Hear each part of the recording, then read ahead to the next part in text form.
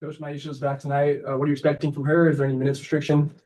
Nope, no restrictions on my excited to get her back in the mix. Just looking for her veteran leadership, her punch, her voice, really more than anything, to continue to bring us some organization. Yeah, I think we have 11 today. I think is that the most we've had available all year? It's wild, but grateful that we're getting people healthy and starting to get a full squad together. Important is it for you as you get players back to try to build some positive momentum on this last stretch of the season? Yeah, especially now with this homestand, right? Three more. Tough one yesterday, but short-term memory, get to turn it back right now tonight and play a New York team that is one of the best teams in the league. So step right up to the plate and embrace that challenge. And yeah, try to get back to protecting home floor and making this place electric and just excited for them to be able to get right back at it today. They're the reigning champions and they're a favorite this year. Yeah, we'll see just how our competitive nature shows out. Again, they're missing players as well, right? Stewart's out, Sabali's out, Burke is out, so they're a little undermanned as well. But that's the nature of this league, right? Nobody feels sorry for anybody. People are chomping at the bit for opportunities, and so you're going to see everyone's best. And so I'm excited for our team to show their best, regardless of who is on the other side. This season, or more this season than any season before, we're seeing rest designations for on the injury reports. Like obviously Paige yesterday at the front end of the back-to-back. I guess I'm curious as the league continues to look at expanding games, especially with this new CBA.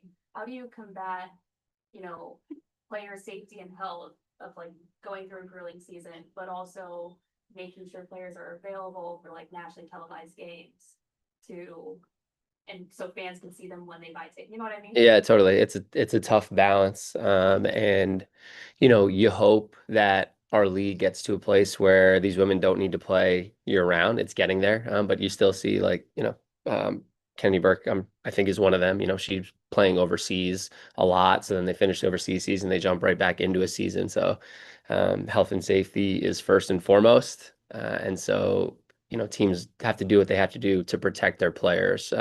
First and foremost before um, just putting them out there if they're not in a good place to be able to perform. So, but it's a balance, right? Because I get it. It's entertainment and people pay good money to see these players. But you got to protect their health and wellness first. But unusual outside of a postseason series to play this same team this many times in such a short period. Does that impact at all how you scout or how you kind of alter your scout game to game? Well, I mean, first time playing them, we've been watching them all year. And then, of course, the first time we play them is without the biggest piece of their team.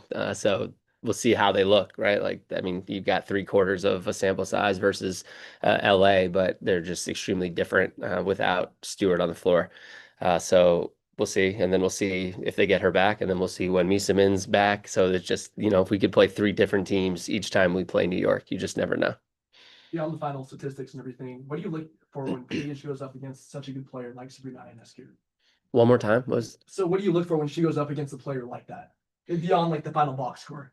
Yeah, just level of compete, right? Just look forward to opportunities to go against the best. And again, she'll tell you, it's not about Paige versus Sabrina at all, right? It's our team versus their team. But you look at what Sabrina's been able to do in this league, and that's Paige is young and a rookie and is looking to establish herself, and she certainly will. So it's not Paige and Sabrina, but anytime they're matched up against each other, I'm sure there's going to be an extra level of compete and fight and grit. So you'll see some good battles, I'm sure. You talked about community and building this locker room and bringing players together, and it seems like that goal has been accomplished based on the interactions we see on the bench, the way we see this team outside of basketball. Do you feel that you can kind of hold on to that as a success, regardless of what the final record is?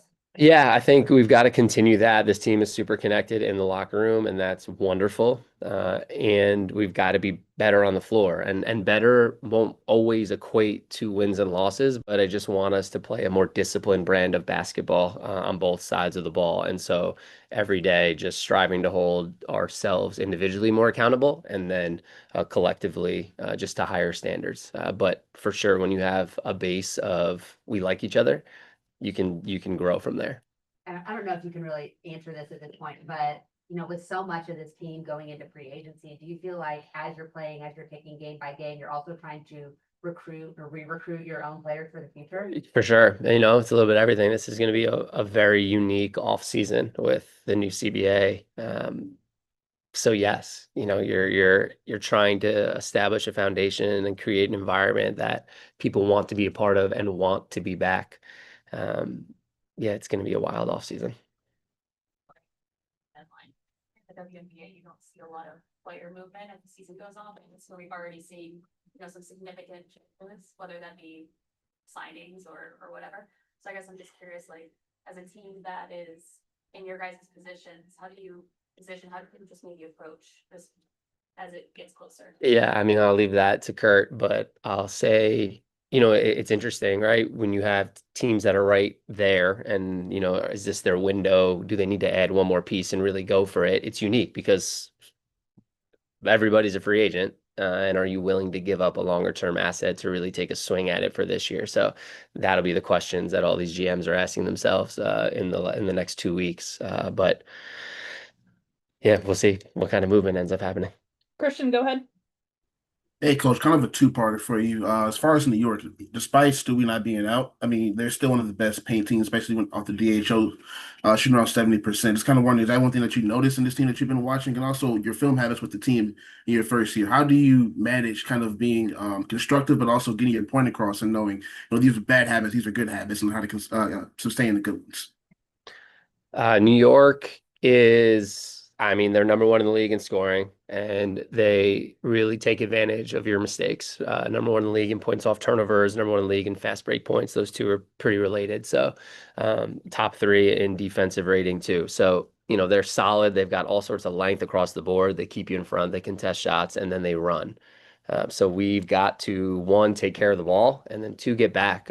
We were exploited last night in transition with the Aces. We need to have a much better night in transition and make them have to play in the half court some. So that's going to be the key. And then as far as building our discipline, again, it's all through film and just trying to get them to focus small and see it. And then when we do have opportunities to get on the court here in the second half, just trying to rep and build some muscle memory for our young group.